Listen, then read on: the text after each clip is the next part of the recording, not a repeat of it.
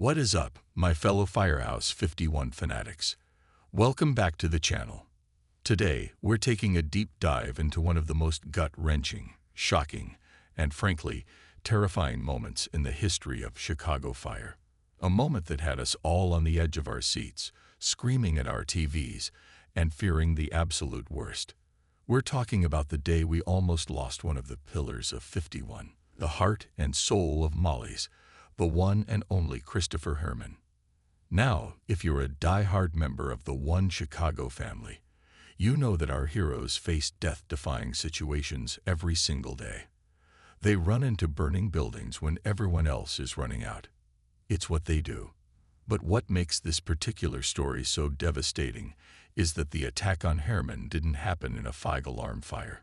It happened in a place of camaraderie, a place of friendship, a place that's as much a character in the show as any of our beloved firefighters.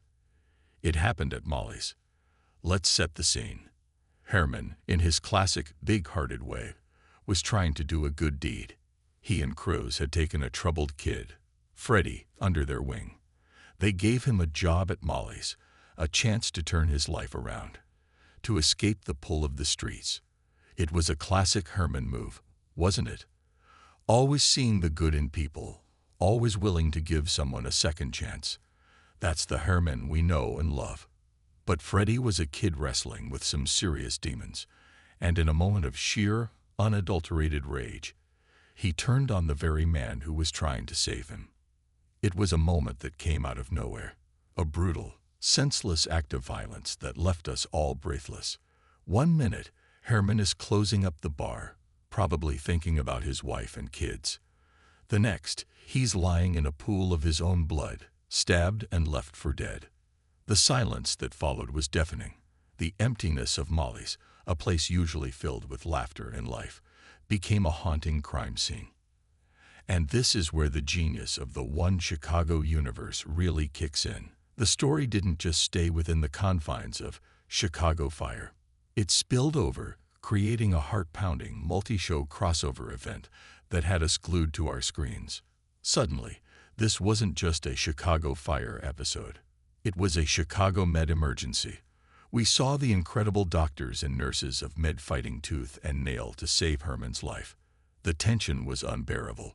We were right there with them, hanging on every word from Dr. Rhodes, praying for a miracle.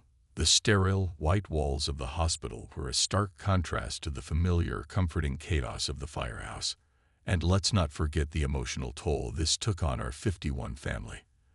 The waiting room at Chicago Med became a pressure cooker of fear, guilt, and anger. Cruz, racked with guilt for bringing Freddie into their lives. Bowden, the stoic father figure, trying to hold his family together. And Cindy, Herrmann's wife, facing the unimaginable possibility of losing her husband. The performances were absolutely Emmy-worthy.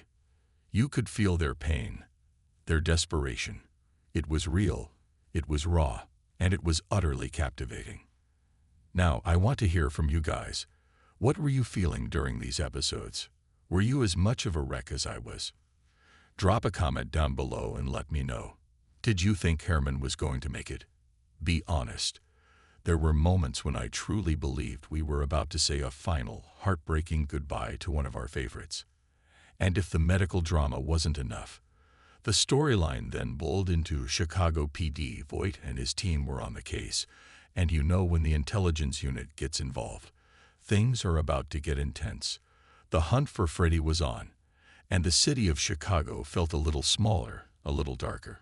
It was a stark reminder that the dangers our first responders face aren't always in the form of a fire. Sometimes, the most dangerous flames are the ones that burn within people. But through it all, through the pain, the fear, and the uncertainty, one thing remained constant: the unwavering bond of family at Firehouse 51. They rallied around Herrmann, around Cindy and the kids. They were a united front, a beacon of hope in the darkest of times. And when Herrmann finally opened his eyes, the collective sigh of relief from the entire fandom was probably heard from space. Herrmann's road to recovery was long and arduous. It wasn't just about the physical wounds. The emotional scars ran deep. The man who had always been so full of life, so quick with a joke or a piece of fatherly advice, was changed. He was more vulnerable, more introspective, but he was alive. And in true Herrmann fashion, he fought his way back. He returned to his family, to his firehouse, to the bar that he built with his own two hands. This storyline was more than just a shocking plot twist. It was a testament to the resilience of the human spirit, the power of community, and the unbreakable bonds of family.